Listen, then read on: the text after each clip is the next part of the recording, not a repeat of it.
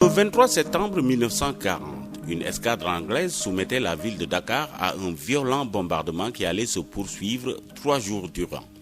Le gouverneur général de l'AOF, Pierre Boisson, avait en effet refusé de rallier la France libre, comme le lui avait demandé l'amiral Thierry d'Argentlieu, porte-parole du général Charles de Gaulle, le chef des forces françaises libres. Dakar et l'AOF étaient alors restés dans le giron du gouvernement de Vichy, dirigé par le maréchal Philippe Pétain. Le 23 septembre 1940, il était à peu près 7 heures ce jour-là lorsque, soudain, des avions vrombissent au-dessus des toits de la ville basse et des terrasses du plateau. Avant même que leur couleur ait été reconnue, 1000 papillons pleuvaient des carlingues.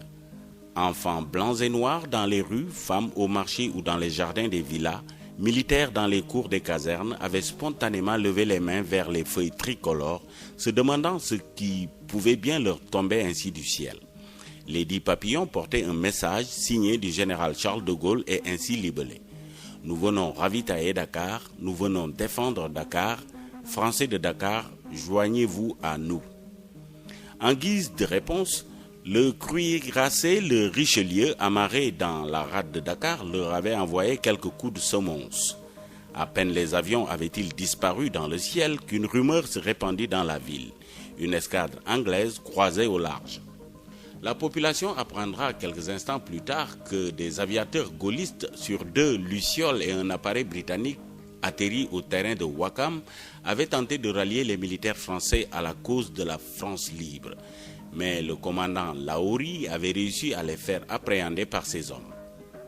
Mais ce que la population ne savait pas encore, c'est que De Gaulle venait d'adresser par TSF une sommation au gouverneur général Pierre Boisson, lui intimant l'ordre de laisser débarquer en vue de se ravitailler les troupes de la France libre qu'il dirigeait, faute de quoi la marine britannique allait entrer en action pour un débarquement forcé.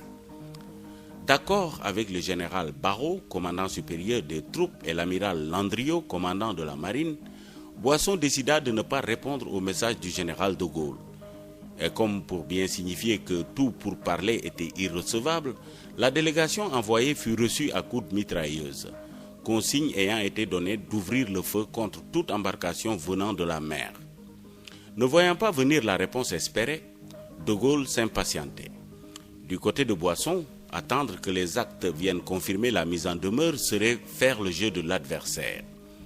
Les observateurs aériens ayant signalé plusieurs grosses unités britanniques à 6000 dans le sud-sud-est du Cap Manuel, ordre fut donné aux batteries côtières d'ouvrir le feu.